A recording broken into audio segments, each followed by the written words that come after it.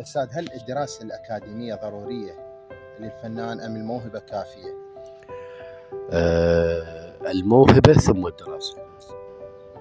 الموهبة ثم الدراسة الأكاديمية، لأن الموهبة تحتاج لها إلى دراسة تسقلها دراسة. يعني اللي يتعلم الأشياء هو يعرف ويحس ويشعر، لكنه يحتاج إلى تنظيم وترتيب وثقافة.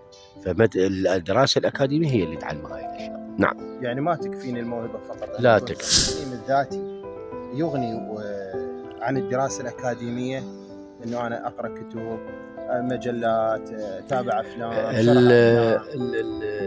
القراءات بشكل عام بعيدا عن المدرس، خلينا نقول القراءات بعيدا هي تزيدك ثقافة، تغنينا عن الدراسة، بس ما تغنيك عن الدراسة، لأنه المدرس يوجهك إلى أن تنهل من هاي المادة حتى يطور من إمكانيتك، ومن ثم أنت تبحث. يعني كما شلون احنا نقول تجيب رجلك يخلي على أول باية، بقية البايات أنت تقوم عاد تندل وين تروح وشنو اللي يصير. فهو المفتاح للثقافة. المدرس هو المفتاح للثقافة ضمن اختصاصك. يعني هسه لا الموهبة ولا التعليم الذاتي يغنينا عن الدراسة. نعم، ما يغنيك عن الدراسة. زين، الدراسة هل ممكن أن تجعلني فنان حتى لو ما عندي موهبة؟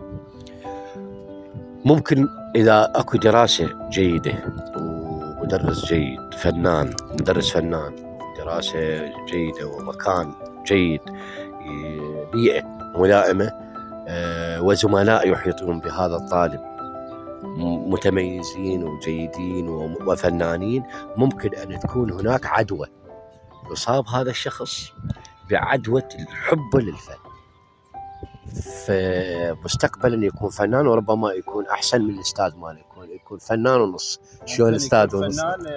أفضل من الفنان الموهوب. نعم. شكرا دكتورنا. أهلا وسهلا. الله يخليك. الله يسلمك حبيبي. شكرا نبيل، أتمنى لك الموفقية. أنت مبدع واختياراتك مبدعة. شكرا حبيبي. شكرا.